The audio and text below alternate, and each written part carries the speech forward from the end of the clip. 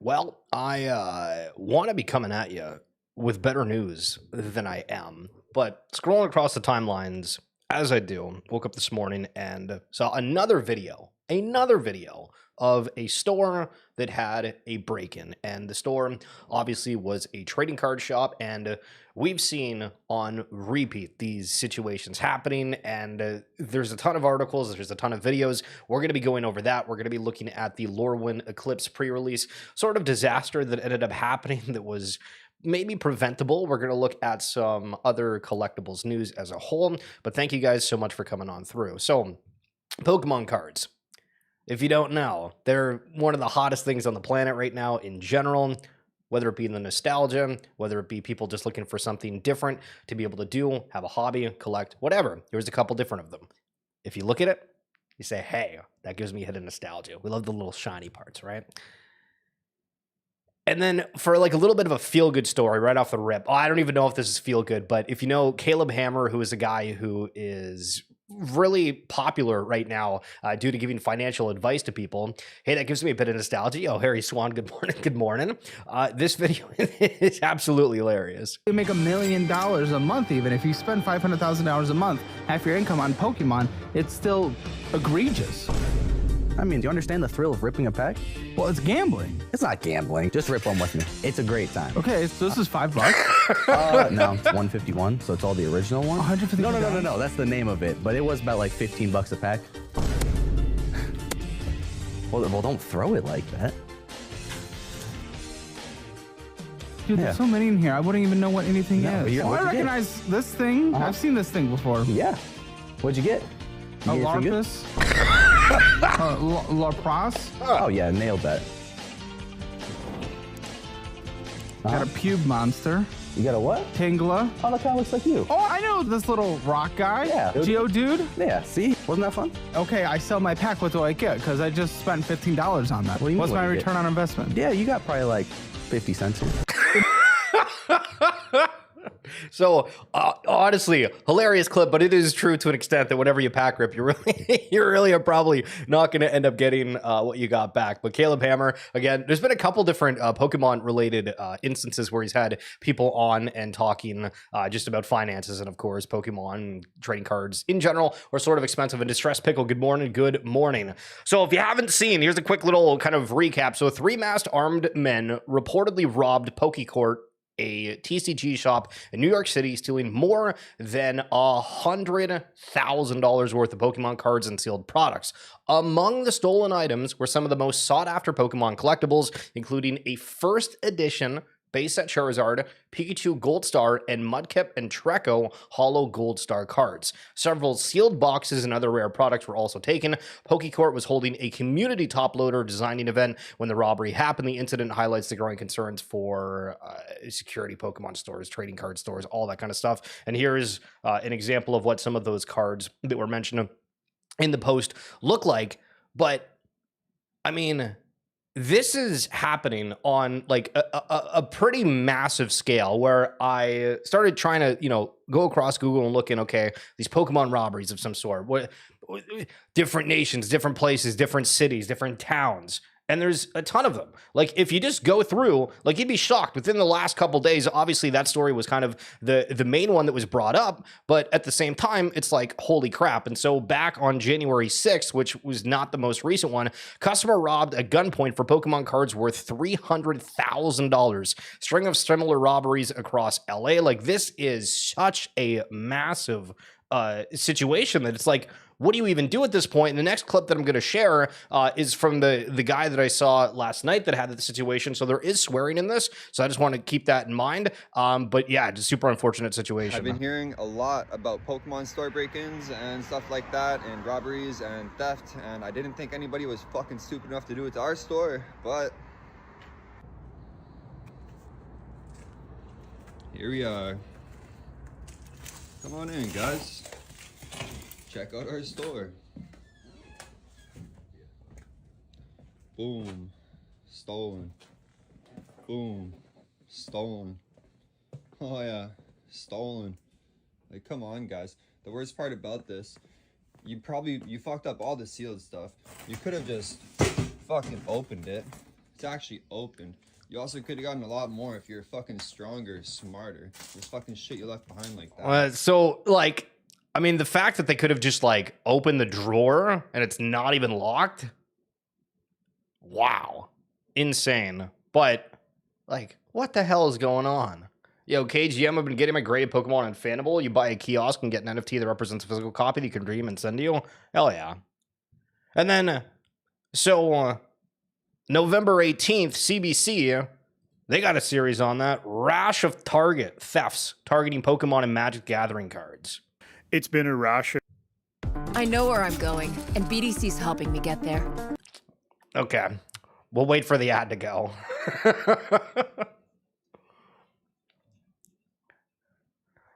And there's more than this. Of thefts happening through the city, and I guess it was our turn, but I mean, 3 times in 1 month seems to be a little bit much. What have you heard from other people that own similar stores to yours? Pretty much the same story. They break in. Most of the time, the damage to the building is almost the same as the amount of losses that you have, and they're grabbing the easy stuff to get, and they're heading out. It's not an overly professional job. They're not like fully going through your store or anything. They're grabbing the stuff that's behind the counter. And so specifically these Pokemon and Magic the Gathering cards? Absolutely. Seems to be their main target. Are they extremely valuable to collect or to trade? It can be. It's a little bit of gambling in there, which is what sort of appeals to a lot of people. So in that pack that I charge $6 for example, you could open up easily a $45 or $60 card in it, and then you can sell that pretty much Facebook Marketplace, eBay, any of those trading shops, or even just internally. Do you have any idea why they're targeting these 2 specific trading cards? I didn't. The EPS mentioned that they're using it actually as almost an underground economy where they're trading it for drugs or, if they have weapons or whatnot. So that's almost. I thought that's what crypto was used for. Wasn't that the whole thing, like, over the past several years of people saying, oh yeah, like crypto's being used for all these illicit things, and now it's trading cards? Almost becoming for lack of a better term, its own currency.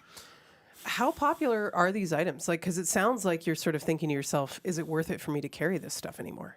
That thought very much crossed my mind yesterday morning when I was responding to that break-in. Yeah. It does move quite well. The downside is the margins on it are less, so it suddenly becomes very much a decision. So yes, now I'm selling out more often just because I don't want to have a fairly large stock on it. Any idea why this is seeming to happen again? No. It almost seems to go in waves. We went, 3 years without having a break-in attempt, and then all of a sudden we get 3 in a month. I can't even imagine being a store owner and having that happen like multiple times. And this is a different story on December 10th of 2025. And there's going to be another ad, right? Oh, never mind. I know where there I'm it is. going. We called it. I have it muted. Sorry. I should have tried to play these before time to get over with the ad. At Minting Sports Cards in Vaughan, it took many lessons from losing hundreds of thousands of dollars to get to this point. When they realize the security is so good, they run off into the night. Between a few different stores, 3 different break-ins. Since we've upgraded the security, now we've had some attempted break-ins since. Luckily, we've been great there. We've also had an armed robbery, which was a horrible experience. And we experienced a mail fraud, like 6 figures of stolen mail. According to collection experts, the value in trading cards, and especially Pokemon cards, has risen significantly. A trend that began during the pandemic but has reached new heights. And that sharp rise in value has also resulted in more thefts. What a lot of people, like just at mass, have to really understand is it's become an asset class like art. Criminals are after money. What can I steal fast, sell fast for cash? This great big double door vestibule, it's all locked. Mintink has built a robust security system, including cameras throughout and outside the facility, a requirement to show your face before entering, and highly trained staff, as well as measures they don't share with the public. I'm opening these small businesses, trying to employ people and give life to the community, and security is my biggest and number one expense. Last year, a York Regional Police investigation recovered rare Pokemon and Magic the Gathering trading cards worth approximately $100,000. But that's not always the case. Another grassroots security measure that's been implemented, community. A lot of the shop owners, we all know each other, so if there is a theft or something does go missing, that we notify each other through Facebook groups, and that way, if a stolen item does turn up, we can make sure that the whoever's stole the item is held accountable, and then we can also return the item to the rightful owners. As we become like a closer community and we keep an eye out for each other, it'll prevent more thefts in the future. Dolly's Toys and Games has experienced 2 break-ins at their Scarborough location and have also increased their security measures in a number of ways. If we have a card that's, say, like $10,000, we'll typically, if a customer comes in asking for it, we'll set up an appointment time with them rather than just leave it in the showcase at the store.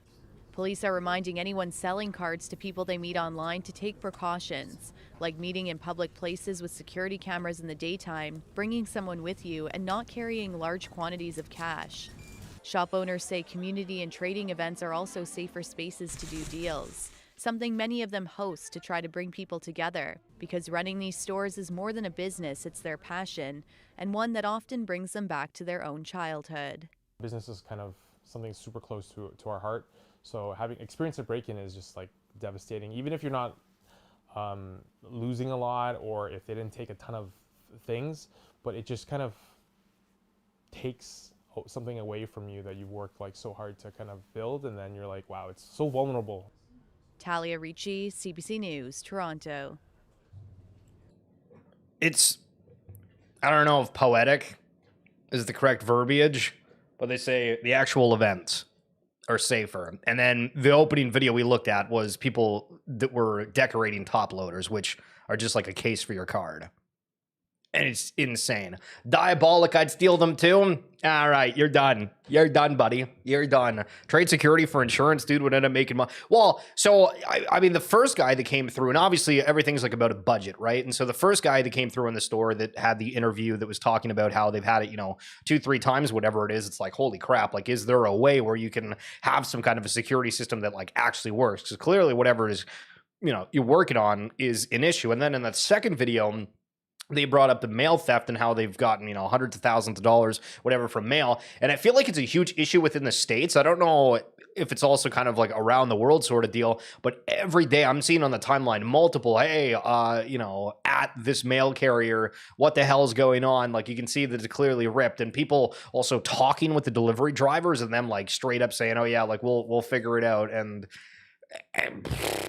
there's a whack ton of problems out there, but how many more are we going to see? How does these get stopped? Like the fact that store owner was also saying, I might not even carry this product anymore because of that. And the margins for them, apparently, they're selling out, but it's not that big, which I thought was a very interesting statement from that perspective. Well, you never know. If you guys are just tuning in, what's up? My name is Schiller. We go live Monday through Friday talking about collectibles news as a whole. I realized last week we almost did kind of too much around trading cards, but we're going to continue to do parts of trading cards, different things in general. But of course, we go live across Facebook, X, YouTube, and Twitch. And so if you guys are out there, thank you so much for tuning on in here. And thanks again for talking early here. KGM, Distress Pickle, Diabolic, and Mr. Harry Swan. So let's dive into some other things. So are you guys familiar with the Nobel Peace Prize? One of the core missions of the Nobel Foundation is to safeguard the dignity of the Nobel Prizes and their administration. So there was an article that I was sent from Snazzy, shout out to Snazzy, and it was talking about the amount of money that people got from selling their Nobel Peace Prize. And so going through real quickly, one sold for $103.5 million. There was another one that sold for $4.76 million. Another one for $765,000. And I feel like it is kind of nuts that there is that much of a discrepancy between them. But obviously it's not like a Super Bowl ring where you have an entire team, the athletic staff, and you can just go to one of those like pawn shops and purchase them. Like this guy right here. What's this guy trying to sell? How much you want for this? $1 million. $1 million. $1 million. I know there's six-figure Funko Pops, but he's asking $1 million for this. $1 million. $1 million. All right. Is he crazy or am I crazy? There was recently a sale for $250,000. However, that did not include the original golden ticket, as this example does here today. To the right buyer, it could be worth more than that. All right. Tells me a lot. And appreciate it, man. Glad to help. Talk to you All soon. right. Good luck. Nice to meet you. So he's saying one just sold for 200. I was about to say, the expert comes in, guy's asking $1 million, says, yeah, the most recent sale's 250,000. Like, okay, it's missing one component of it, but does that make up for a $700,000+ difference? $50,000. But this is with its original ticket. And I did pay over $200,000 for this one, and value has gone up quite a bit in the market. The ticket by itself is worth 30, 40 grand. All right, if he's saying one just recently sold for 250, I mean, that's what they sell for. And you just told me the tickets go for like 30 grand. Yeah. So maybe a couple years from now, who knows? But right now, I don't think it's anywhere close to that. And I just think that price is just way too much at the moment. Thanks for bringing it in, man. I appreciate it. Not even a counter offer on that front. Unreal. Did you ever drive a Honda Civic or a Honda in general? What do you think of this? Every brand is changing. What if Pokemon were to change its brand logo? How do you freak out about that, or would you even care? Honda changing things to, I guess, a more simpler, sleeker 2026 type style, where it's no longer bulky. It's just a thin min of sorts, and that's how it looks like on one of the vehicles. Lego, The Legend of Zelda, Ocarina of Time. We just saw Pokemon X Lego go crazy.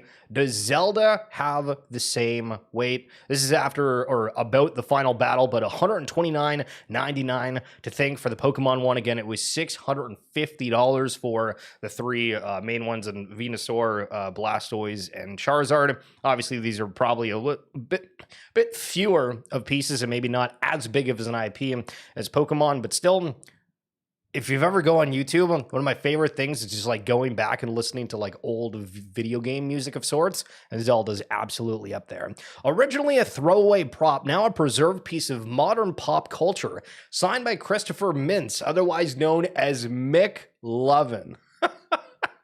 When was the last time that you watched Superbad? But ID cards. Yesterday, we looked at The Office, right? Or sorry, I guess that was that yesterday or was that the day before? Well, we went over The Office ID cards, and it was a part of a video game, and somebody had one of the McLovin ID cards and got that one signed. Just cards as a whole, again, everybody's seeming to want them. And within the digital collectible space, sort of, that involves crypto here, OSF, which I'm going to be able to interview kind of soon, which I'm super excited about, but they're doing something really interesting, and you might see this in stores if you're in the US. So they have a new drink brand, and within this drink brand, let's say that it's $6 to buy the drinks. With that, some of the cases I think it's like actually like all of them, but not everybody redeems them. So I'm not sure exactly how that works out, but you're actually able to redeem a token that's called Wrecked. And the token is actually worth more than the purchase price itself. And so we're seeing a ton of people post on the timeline of, hey, I went out and bought 75 cases of this, and, I got a little bit of stimulus out of it. And so when we see these tokenization of things, what's going to be the big kind of shakeup on that front? And with that said, I recently did an interview with Nick Cabana, who is one of the leads over at Claynosaurz, and we kind of talk about just that aspect. The other quotes that, because I was watching a ton of your previous interviews, and one of my favorite quotes from you was talking about how with doing these digital collectibles first, you can kind of get a sense of, all right, is there going to be any fandom for this, or are we pursuing an idea that just nobody's going to give a damn about and waste all that time even more from doing all these iterations to, okay, we just don't have a fan base, period. But the digital side of things really kind of opens that up and allows you to do that. And ultimately, that's all that matters, right? People caring for your product. But now you're at a point where you've cultivated a fandom of sorts, and you're now expanding it even more. What are some of the things that kind of are in the back of your mind with keeping the people that you've already acquired as a fan of Claynosaurz? I forgot who said this. I can't remember. It's another founder, but not in the space, just a startup founder. It might have actually been the Uber founder, but we think a lot about our first like 100 people, right? Technically, it's more than 100, but for the purpose of the exercise, is it's much more powerful to cater to your super fans, and it will naturally grow out, and it'll naturally snowball into a flywheel effect rather than chase the flywheel effect. I've seen the mistake of many projects trying to do the whole like quote unquote mass onboard really fast, and we're much bigger than everyone, and then you realize they don't exist in the real world. What you want to do is you want to make sure that the fandom experience for those diehards that discovered you early, they feel like they're a part of the family. We do our best to make them feel that way, to include them at the Hibu level. You know, we're definitely looking into providing ownership of the Claynosaurz brand to those early fans or those early NFT holders. But it's really important to nurture those super fans. And if you actually look at the stats for any brand, super fans make up for like maybe 12% or maybe a little bit less of a demographic of any brand, but they make up for like 80% of the spend and flywheel effect, right? So it's really important. And these are the people that are, speaking of spending, these are the people that are willing to spend on your brand and are willing to stick around and are willing to evangelize and tell everybody about it and why they should watch it and all that kind of stuff. So it's super, super important for us. And in tandem, of course, we're trying to do everything we can to grow and to create all these flywheel funnels, like, you know, what we're doing on social media and the content. Now we're working on a TV show, but you can't do that without your early diehards. And I think bringing them into the journey is super, super important. Having the right kind of community management and making them feel seen. Making them feel seen. That's a huge thing, I think, in this year, and something that we don't really talk about as much. But when we were doing a lot more coverage around some of the like digital collectibles and communities, we talked about that every single day, right? Of, hey, everybody's kind of isolated in different parts of the world, and having an interest in something specifically, we can look for some of the mainstream topics, but also for people that are interested in very, very specific niches, the online community opens up a completely different realm, and people really want that. And then, you know, if they're buying these different products or they're trying to really make themselves a name in the community, whether it's making content or just being active every single day, I do think that people want that recognition of sorts. So again, that was my conversation with Nick Cabana, who, let me just show his X profile super quickly, because he's been posting an unreal amount of different things that I am impressed with, and I didn't even realize were a thing, and I don't know why the hell. Oh, it's just Cab, isn't it? This Cab, oh, it doesn't pop up. I feel like Cabby Richards. Are you guys familiar with Cabby Richards? He was a person that, like, in Canada and Sportsnet was a huge host of sorts, and he I think got hacked the other day, to be honest, because he was posting about this expensive vehicle and them selling all their crypto to afford this automobile, and it's crazy. So this is his profile. Again, he's been asked to be on a whole bunch of different animation panels. Super interesting. They're a part of Hibu Official. Still trying to talk with the Hibu Official CEO on that front. But if you're wanting to hear the rest of that podcast, you can find the link once I'm done here in the description on YouTube, or if you just type in RWA segments, as we've been showing on the screen here. Okay, let's get back to some of the headlines. Holy smokes, what do we got here for you? Still got a ton of tabs. All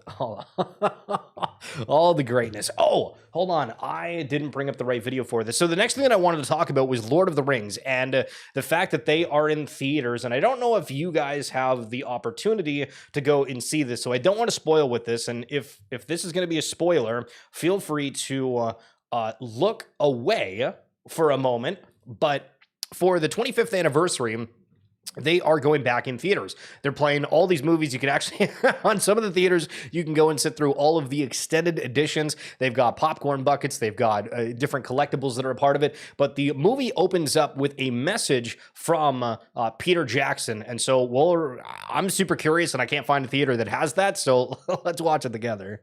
Well done if you've seen the other two films, and you know you're actually doing the whole whole trilogy experience. And if you've just come to Return of the King, welcome too. Thank you for Warner Brothers for putting it on, and Fathom Entertainment, specifically, you know, for having these screenings. I saw that some of them are in a thing called D-Box, which I've never tried or seen D-Box, but I think it's something to do with a vibrating seat. So if you have watched these movies in D-Box, I hope you've enjoyed the vibrations. That's me. I can't imagine myself, but anyway, hopefully they were good vibrations. The Return of the King, yeah. Well, look, it actually opens with a scene of Saruman's death. Sorry, spoiler alert, but it's the beginning. That we had intended, we shot it and intended it to be on the end of the Two Towers. But when we're doing the final edit of the Two Towers, and it just felt wrong to finish the battle and then to have this particular scene on the end. It just didn't feel like a climactic end scene. But then I thought, well, it actually could be an opening scene. So we thought we would put it on the opening of The Return of the King. But then when we did the theatrical version of Return of the King, again, it was just a long scene, when the movie that was already quite long, Return of the King, north of 3 hours, warning. And so it just was it just felt wrong. But however, the extended edition of Return of the King, which is what you're seeing, you're going to see the climax of the Two Towers with the death of Saruman, courtesy of Wormtongue. I remember Christopher Lee being very irate that we had cut the scene out from a road. And I think he made some disparaging remarks in the press, but he didn't really understand about extended editions or anything. I said, Chris, it's going to be on an extended edition, it'll be great. But anyway, I'm actually, I'm very pleased that the scene is on the extended edition. Very pleased for Christopher. And then, it's as I mentioned in one of my other introductions, these three movies were shot at the same time, all mixed up. And I remember one day when we were filming up in the Hobbiton location. It was early in the shoot, actually. It was about week 4 or 5 of the shoot, of the whole shoot, and we're talking about the shoot was 265 days of shooting, so 266 days. So anyway, in the morning, we're doing the bit where Gandalf arrives at Bag End, pulls up in the cart and bangs on the door with his staff. And Bilbo Baggins, and Bilbo comes out and gives him a hug. We filmed it in the morning, and then in the afternoon, same day, I had to just go down the hill slightly and film the scene where Sam walks back up the hill, having said goodbye to Frodo, spoiler alert, and he hugs his wife and his famous last line, well, I'm back, or I'm home, I'm back. So it was like with the morning fellowship, in the afternoon to Return of the King. So it was a bit of a head-spinning thing to be shooting all this stuff. And I remember when I was shooting that scene with Sean, which was at the end of this film, I said to him, could I work it out? Because we were filming and then they were going to be released 1 year apart. And I said to him, do you realise that the scene we're shooting to now, the scene of you walking back up the hill, that this is not going to be seen by anybody for like 4 years, 4 or 5 years. And he said, really? And I said, no, it was kind of, so it was a weird thing, but this scene was just going to, it was just going to sit unseen for so long. But anyway, that's all in the past now.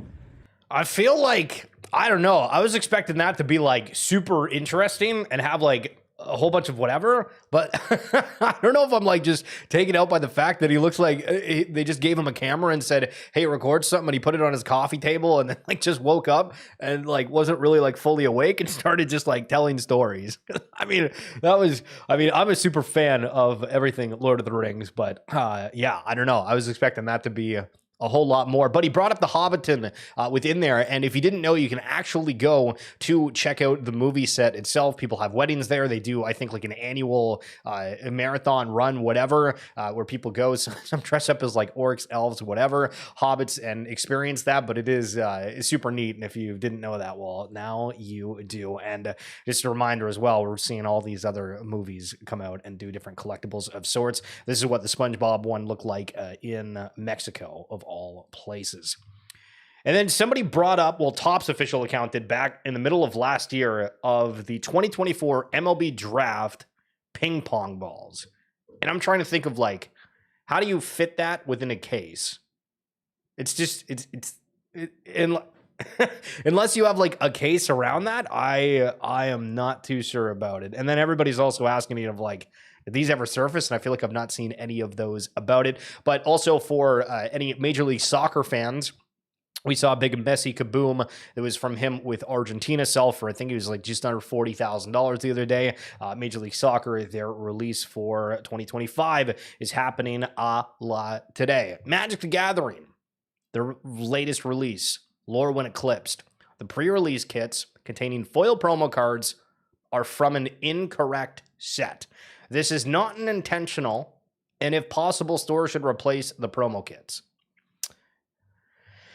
Oh, so what happened? So Lore when Eclipse is sort of like this fantasy world of sorts, and then the cards that were accidentally inserted were Teenage Mutant Ninja Turtle cards from one of the other releases that are happening. This is another one that somebody got out of them, and it's just, I don't know, it's funny to think that somehow they were able to muck up the production that horrifically amongst it. But to show people are still absolutely playing Magic the Gathering in droves. Somebody went to a specific one that had 144 people at it. Wow, gaming is alive and well on that front. And then for Azuki TCG, I saw somebody that was doing a PSA submission, and they were going over different kind of Azuki cards within this. And so as we're trying to keep ourselves educated on everything going on, let's take a quick watch on what they have to say. Hey gang, it's Digital here, coming to you with a quick tutorial on how to get your Azuki TCG cards graded by PSA.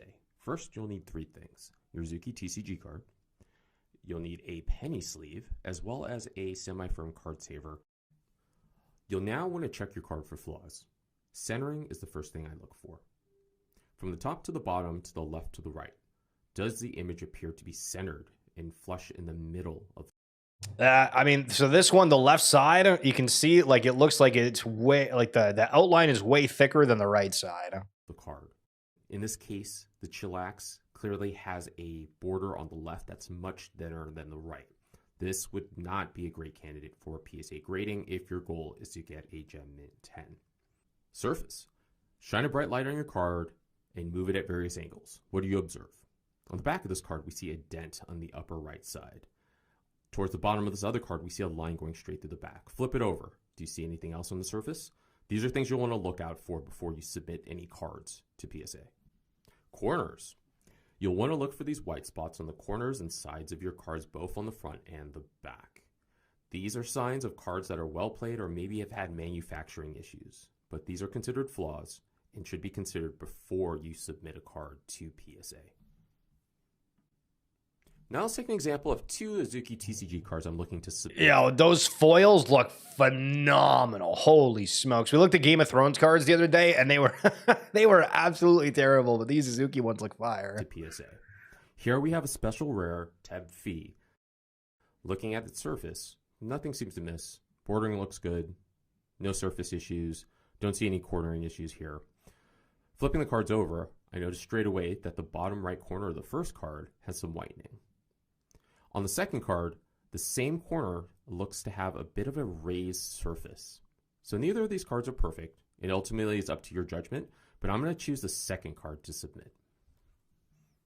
Once you've chosen the cards that you want to submit, you'll want to put them in the proper format for PSA submission. First, take your card, slide it into the penny sleeve. Then take that and slide it into the card saver gently. Once your cards are in the proper format, you're ready to submit to PSA. Let's go. Now it's time to send in the cards for submission. I'm dropping my cards off at GameStop, but you may choose to work directly with PSA or your local card shop. GameStop is a great option as they have 1,400 locations which accept card submissions, and they make the process very simple. The entire process takes 5 minutes. You don't need to know the value of your cards to submit them. They'll handle all of the logistics. They'll set you up with an account where you can check the progress of your grading, and they'll give you a call when it's ready. And we're done. It's just that simple. Thanks for tuning in. You know, it is really crazy. The GameStop has had like such a massive pivot into the collectible space that like years ago, yeah, you could take your trading cards in to get graded. that would not be on my list of things that I thought would happen. Karl-Anthony Towns, traded game-worn shoes for a one-of-one trading card of himself. We see actually on the Major League Baseball for their MLB patch debut cards, you'll find athletes everywhere for Major League Baseball trying to reach out and buy their specific card for it. But this one, Tall Tales,